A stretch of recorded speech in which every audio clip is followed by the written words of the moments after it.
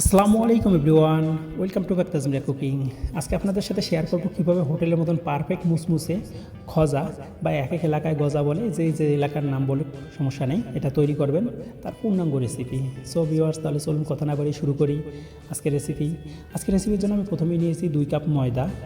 এই 2 কাপ ময়দার সাথে অ্যাড করেছি 1 চা চামচ লবণ বা পরিমাণ মতন লবণ। এই লবণটা অ্যাড করা হয়ে গেলে এর সাথে আমি অ্যাড করেছি 20 গ্রাম সয়াবিন তেল। মানে প্রতি 1 কাপ ময়দার জন্য 10 গ্রাম করে সয়াবিন তেল দিয়ে নেবেন। আপনারা যতটুকু বানাবেন সেই পরিমাণে দিয়ে নেবেন, তাহলে ময়দার সাথে তেলটা পারফেক্ট হবে।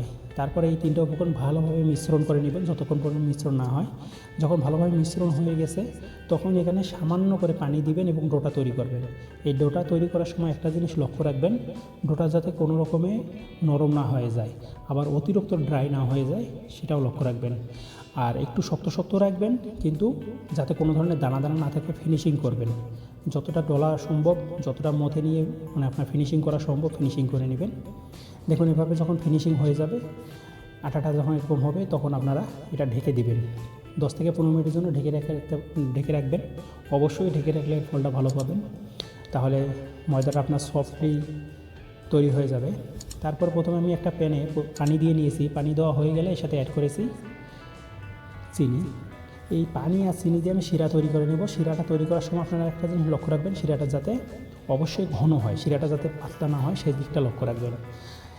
আমি আরেকটা চুলায় প্রথমে এই শিরাটা বসিয়ে রেখে দিয়েছি। শিরাটা জাল হতে হতে শিরাটা ঘন হয়ে যাবে। এর ফাঁকে আমার ময়দাটা তৈরি হয়ে গেছে।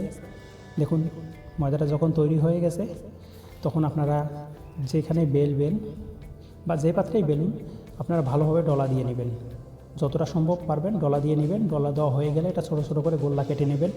ছোটো ছোটো করে গোল্লা কাটানোর পরে যখন কাটা হয়ে যাবে তখন আপনারা এখানে আটা অথবা তেল যে কোনো একটা সাহায্যে বেলে নিতে পারেন, কোনো সমস্যা নেই।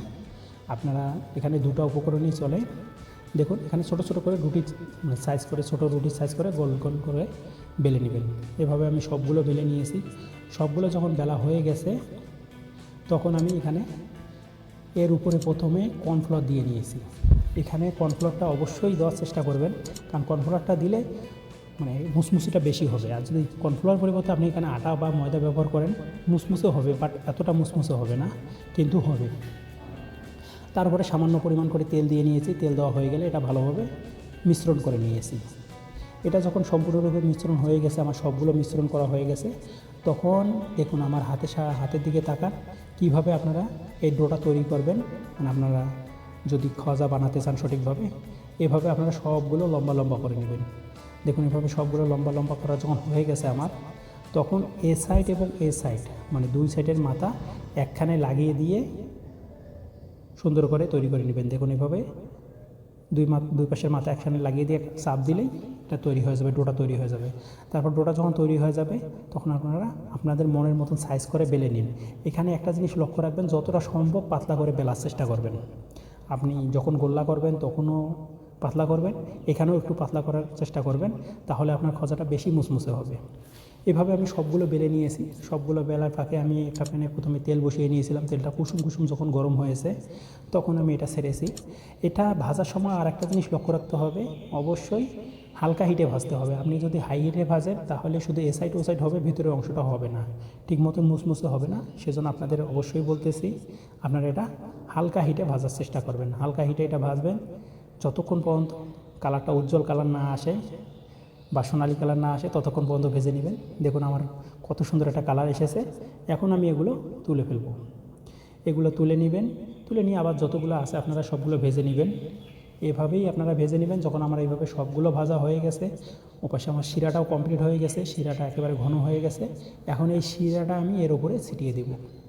এর উপর ছিটিয়ে দিয়ে আপনারা গরম গরম পরিবেশন করুন, বা এটা কিছুক্ষণ পরেও পরিবেশন করতে পারেন, কোনো সমস্যা নেই। এটা খেতে যে এতটাই সুস্বাদু যে আপনার কাছে খাবে সে দ্বিতীয়বার হোটেলে খাবে কিনা সন্দেহ আছে। সো ভিউয়ার্স, যদি রেসিপিটি ভালো লেগে থাকে আর ইউটিউব থেকে দেখে থাকেন অবশ্যই লাইক, কমেন্ট, সাবস্ক্রাইব এবং শেয়ার করবেন। আর যদি ফেসবুক থেকে দেখে থাকেন তাহলে অবশ্যই লাইক, কমেন্ট, শেয়ার ও ফলো করার জন্য বিশেষ অনুরোধ রইল। আর এই ভিডিও সম্বন্ধে আপনাদের যদি কোনো ধরনের কোনো মন্তব্য থেকে থাকে অবশ্যই কমেন্ট বক্সে কমেন্ট করবেন, আমি তার রিপ্লাই দেবো ইনশাআল্লাহ। দেখা হবে আরও সুন্দর কোনো রেসিপি নিয়ে। সে পর্যন্ত আল্লাহ হাফেজ, আসসালামু আলাইকুম।